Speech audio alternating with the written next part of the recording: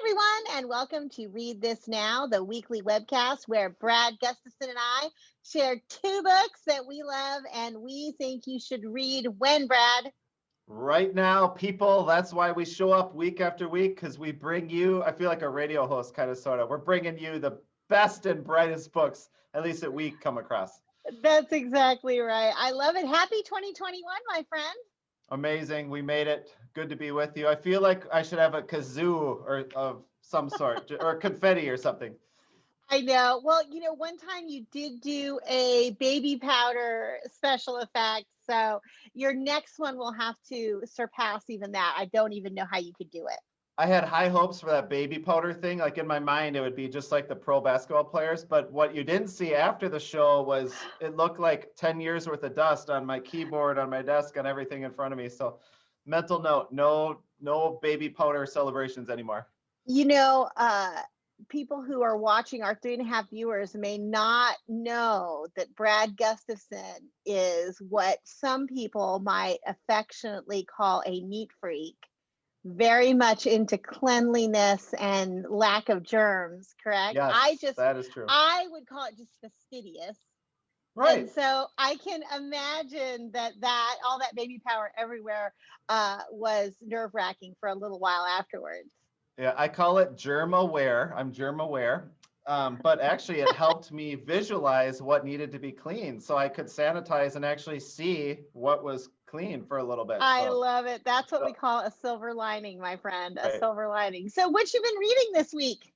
Super excited. I've been chipping away at this one for a while, and it's one of those books. Every once in a while I share a PD book, and PD doesn't seem right because it's more like it fills the soul a little bit more than a typical PD book, but it's by one of my favorite human beings, like just with leadership expertise, insights on human behavior, just smart, but wanting to serve others and help other people serve. So the author I'm speaking of is Seth Godin, and the book is called The Practice, Shipping Creative Work. And a couple things you'll notice about the cover is, I haven't read all his books, but at least for the last few, he has pretty simple but bright, they just kind of capture your attention. And I originally brought it because the creative word spoke to me, and I'm like, oh, I want to ship creative work. Like I care about investing in that and sharing it. But the focus, actually, I'm coming to learn throughout reading, it's more on the practice of doing it. And he dispels myths, he motivates, he validates, and it's whether you're a musician, an artist, an author, a teacher. I mean, you name the craft, and it's so universal. He's not just talking to one group, but if you invest in something that you love and you want to help others with that thing, like this is a book that would help, I think would help you. That's why I want to share it. So I did highlight just a couple pages I wanted to share because they especially resonated. So the first one is he'll share anecdotal stories, as a lot of authors do. So the first one is a comparison to Annie Duke. And Annie, I used to watch on TV Hold'em tournaments, like professional poker tournaments. Like I don't know why I watched that on TV, but I did. And these players are really impressive at like the odds and how they calculate and how they study other human behaviors. But the point Seth made in the book in highlighting Annie Duke, she was actually a world champion of poker, is how even if you make the best decision based on the best odds every time, that doesn't guarantee a great outcome. Similar to like an artist following all the proper painting techniques and things like that. That doesn't mean that the painting will move other people or fetch millions and millions of dollars. That's not always the point.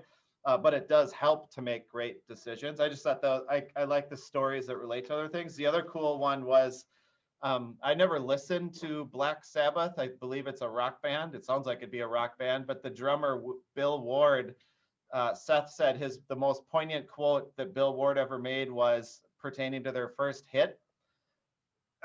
I thought the song would be a flop, but I also thought it was brilliant. And Seth's point in sharing that is we don't always need to create just to try to have something be a hit. But if our if our benchmark, if our personal motivation is to have it be brilliant or moving or whatever word, excellent, helpful, like that's what matters. And lo and behold, their first hit obviously turned out to be a hit, but I thought that was kind of a cool backstory. And then the last thing I wanted to share, Jen, just because, and I also will, before I share this, I'll share, it's broken up into little, I don't even want to call them chapters, but like super short sections. Sure. So 24, 25. That's why I say I've been chipping away, because I can just read a few a night or however much I want to read, and then you can think about it and let it marinate and pick up where you left off and without forgetting anything.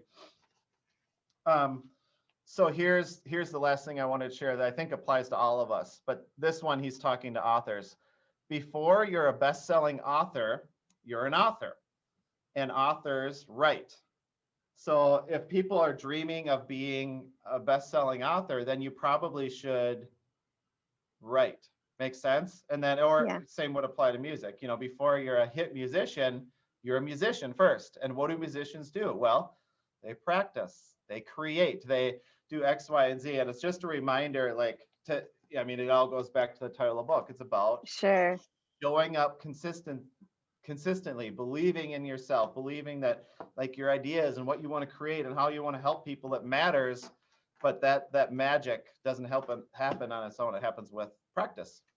Right. You know, it's so funny you bring up that book, because now I haven't read it. I haven't read that particular book, and I don't know when exactly it was published. But one of my absolute heroes and a dear friend, Doug Johnson, who has retired in the last few years from education, but continues to write prolifically about it, and who is, in my estimation, just a genius. And he's a Minnesota guy, so you probably know Doug, but he every year on his blog would write a post at the end of the year called "What I Shipped This Year." And cool. It was inspired by Seth Godin's work. And even if maybe it was before that book was published, but I'm guessing that Godin probably wrote on his own blog about that practice of shipping. And so each year, Doug would take stock of what he was able to put out into the world, what he was able to ship. And not that it was the biggest, got the most hits or the most likes or whatever, you know, like any other measure of success. Rather, it was about him feeling like it was ready to ship. And every year I've never done that myself, but I think about it every year. Like I think about Doug's post about Godin's idea of shipping into the world stuff that you want to be helpful and useful and meaningful and contribute to a better world, etc.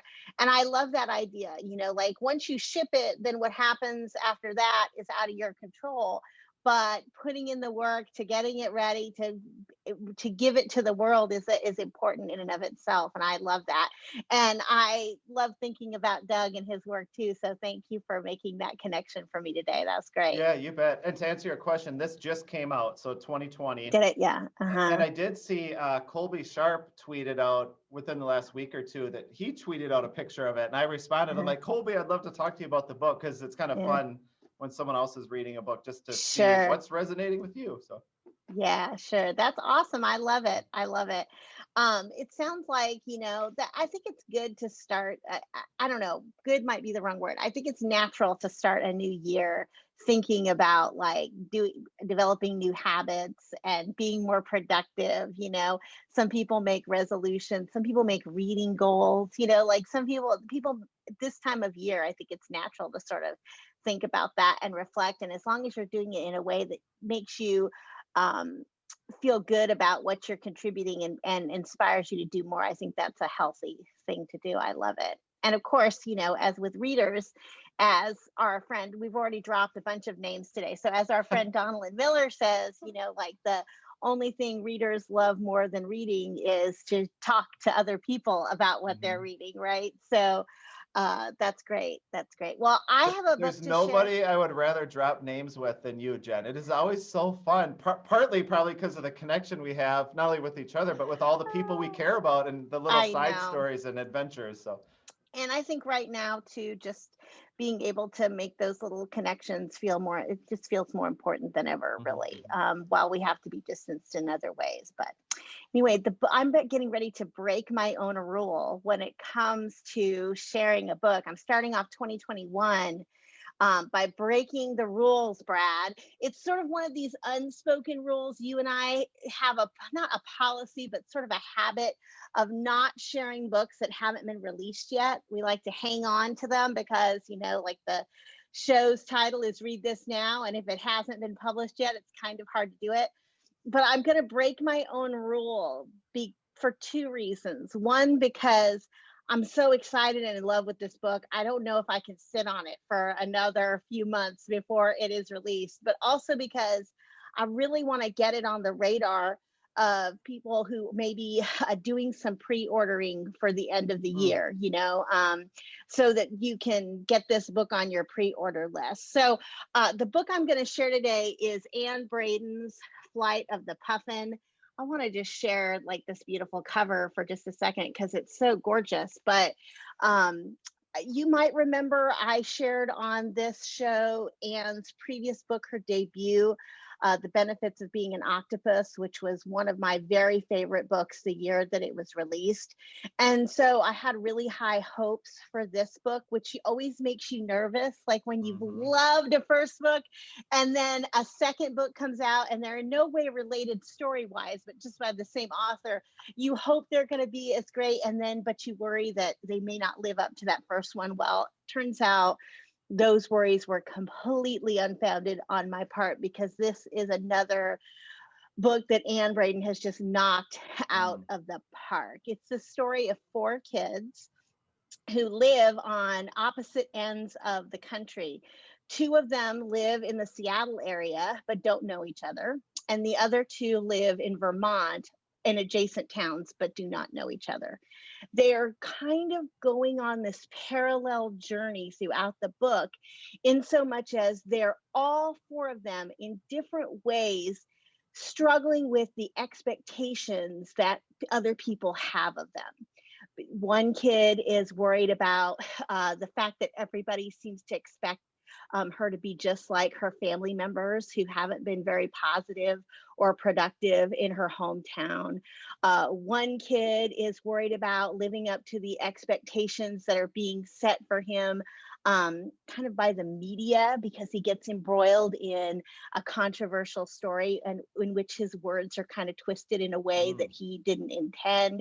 Each kid is dealing with a trauma and also trying to navigate how they're expected to handle that trauma. And all of this is happening sort of in a parallel way, right? One kid's following this line, the other this way, and so on and so forth, until one of them commits this random act of kindness. She puts some love into the world in this remarkable and miraculous way, ends up finding one of the other kids.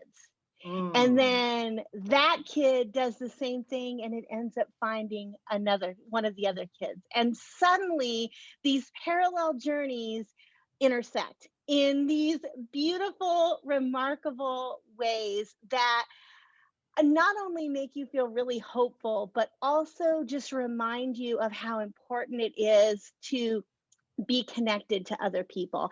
And in a time like right now, it's like I can't hardly think of a more important, beautiful message.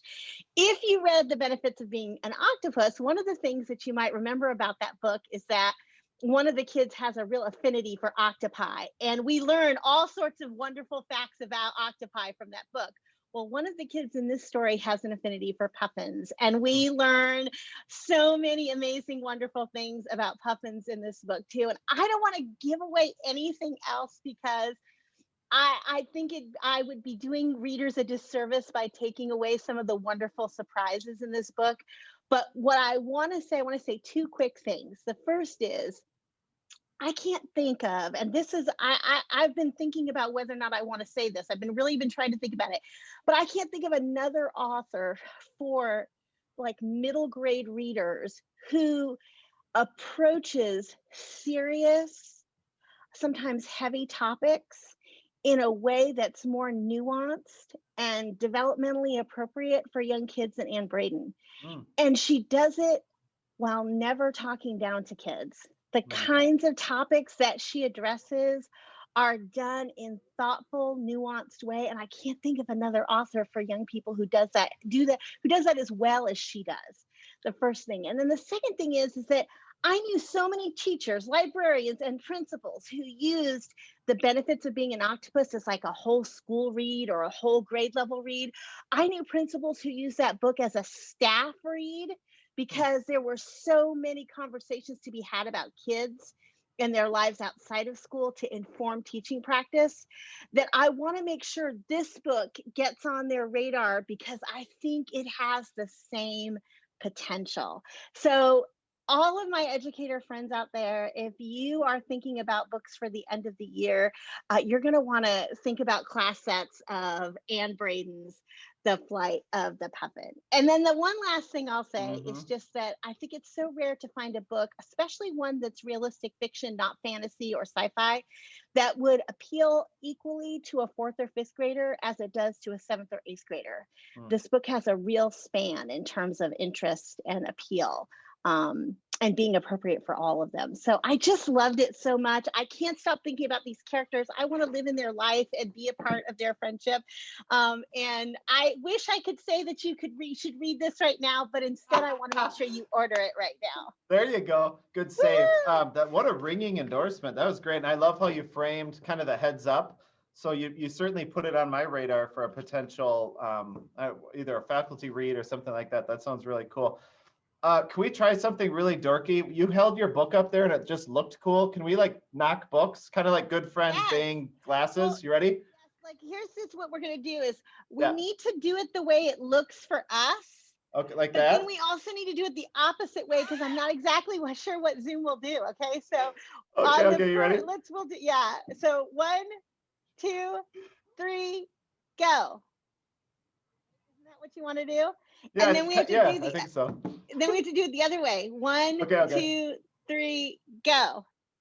Except for yours wasn't really on the screen. We need to practice this. Yeah, yours was a little low. We need to practice this. Okay. One more. Okay. Don't give up. Which way? We'll go second way. Okay. Yeah, you ready? 1, 2, 3, go. Did I do that? It seemed like a good idea when you held your book up. I'm like, man, it'd be fun to like, almost like a fist bump, but a book bump. Exactly, but it's got to go. I think it's going to go that way. We've lost whatever viewers we had. Oh my goodness! But you know what? We've entertained ourselves. Yes, and we have a great clip for the promo gift now, for sure. There you go. So that's it. All right, thank you, my friends. So in a new year, where can people go to see 3 years worth of book talks and book recommendations that we've been doing on the show? I just assumed that they were online already at the website, but in case you're not, it's bit.ly/read_this_now. Boom! Woo! Good job! Haven't lost my touch.